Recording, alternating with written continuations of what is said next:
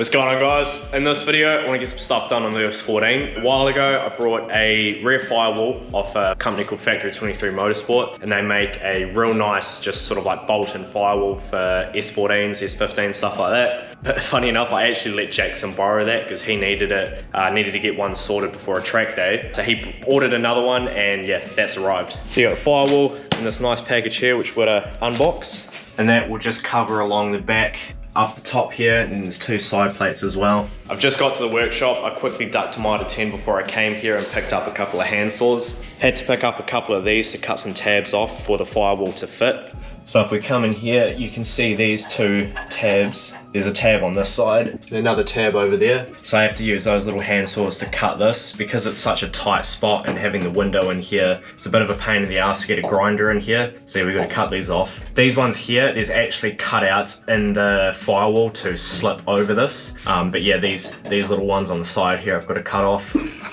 Well, so in the middle of watching Sean Potros dominate Pro Sport with that sick wise fab, mad angle. Just did one of the tabs. That was a bastard. I actually went to the gym earlier this morning, but I don't think I needed to because that was a fucking workout, and yeah, that was just one tab. So now I've got that side to do, and then we can start putting the firewall in. So I've got both tabs cut off out at the back. So I'm gonna cut this open, start mocking it up, and then we'll start placing it in. Then we'll mount it up for good.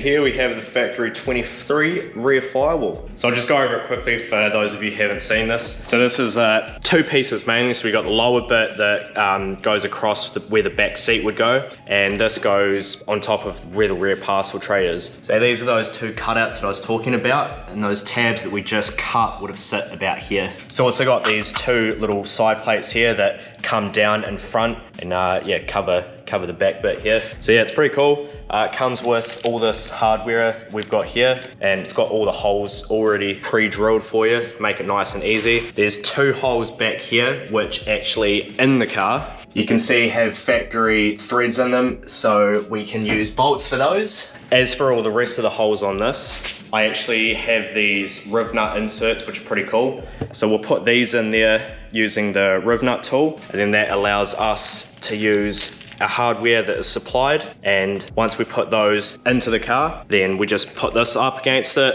and that will go through there and obviously just screw right into that, making it nice and easy. So shout out to my mate Matt for letting me borrow his rivnut gun. Went and picked this up last night. Got a nice rivnut gun here that we can use to put this in. And I also went and picked up a nice drill bit to use as well. Had to go to Black's, grab these earlier, and yeah, also got this drill bit. Still watching D1 while we work away. Drill bit is in the drill. The cool thing is the holes that we need to drill out are already pretty much there. We just have to drill them a bit bigger. So we've just got these three here, plus another one down here. And then we've got three across the top over here, which is cool. So like I said, because the holes are already there, it's super easy to do, and yeah, we just have to, like I said, use a slightly bigger drill bit to make those holes just a little bit bigger, just so they're the right size for us to get our rivnut inserts in.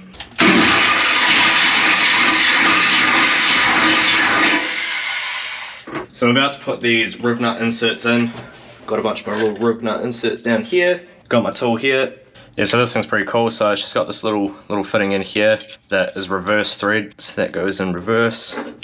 Then you just hold the end of it, grab a pair of pliers, and just make sure it's nice and tight, because the last thing you want is for this to come loose when you're doing it, because then it makes a bit of a pain in the ass to get it out. You got this little fitting here, which goes on, which again, reverse fitting. And then you grab your rivnut insert, and that's obviously just normal way. Screw that on. You want to leave a little bit of a gap there. Doesn't have to go all the way in. So what we do is just put that into the hole, and then we squeeze.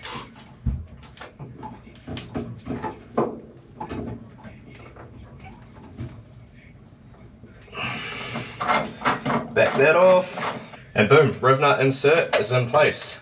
I was cheeky and already did this side off camera, so that's all done. I've even got one in there, it's a bit hard to see. So now I've just got another one up here to do, one over here, and 2 more for this side. And then that's all the riv nut inserts done. Pretty much after that, yeah, just put the firewall straight in and we're good. Got all of the riv nut inserts in now. Got 4 on this side, 3 along the top, and then another 4 over that side. So now it's time to bolt the firewall itself up in there. So I've got this bottom piece that's gonna go in first, and then we'll chuck the top piece in. Tell you what, I am getting sick of having to jump inside and out of this race car. Roll cages are sick unless you need to get in and out of a car 1,000 times, then yeah, they're not too fun. Doing the riv nuts on that side was a bit of a pain in the ass because of the cross brace here. Obviously, because it starts at the top of the cage on this side, there's heaps of room here, but because it goes down on that side, it makes, yeah, getting over there a little bit more of a pain in the ass. I've got the firewall in place here. I've just put a couple of bolts in just to hold it there, but now I'm going to go through and put them all in with the correct washers. So yeah, this is all stuff that's supplied in the kit, which is nice.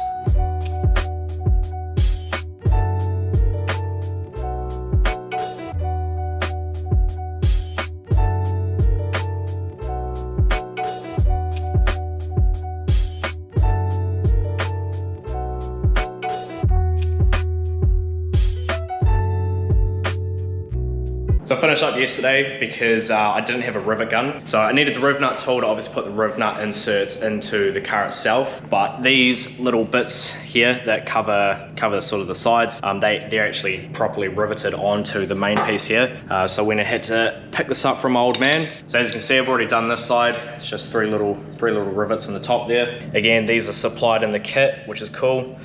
Now I'm just gonna do this side, and then we can put the firewall back in the car.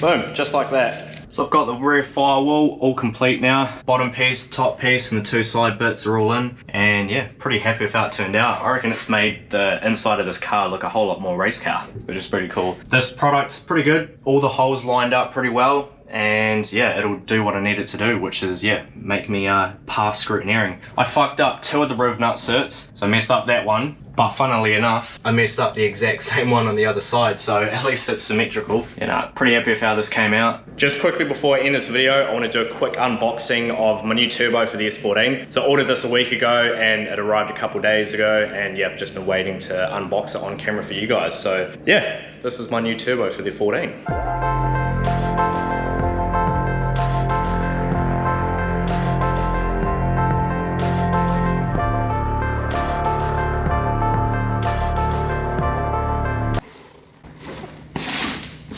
Turbo. Turbo.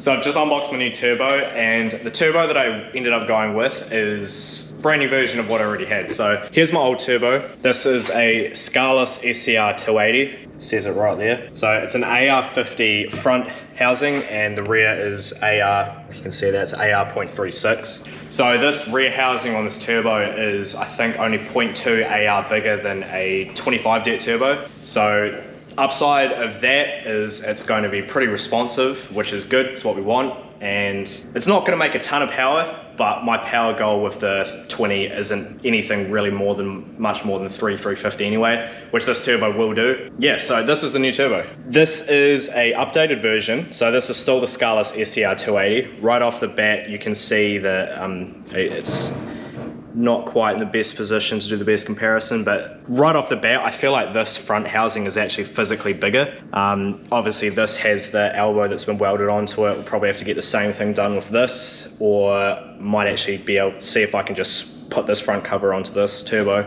But the biggest difference between the two of them is this updated version actually has ports for water cooling, as where the old one does not. The old one only has obviously the oil return and feed. So yeah, this is the turbo that is going on the 20. The reason I ended up buying a new turbo is because this one is starting to smoke a bit, so it's on its way out. This has had an absolute hiding though. Not too fussed about going to another Scarless turbo. They are Chinese turbos, but they're kind of like the better of the Chinese turbos, and it actually also comes with a 2-year warranty. So I paid 500 bucks for this turbo and it comes with a 2-year warranty. So the way I see it, 500 bucks lasts you 2 years. It's pretty good bang for buck, and they do last pretty well. Like I said, I've had this turbo on 2 different motors now, threshed the absolute shit out of it, and it only just started to smoke right before I blew my 25 up. So yeah, should go real good on the 20 with the old JB manifold.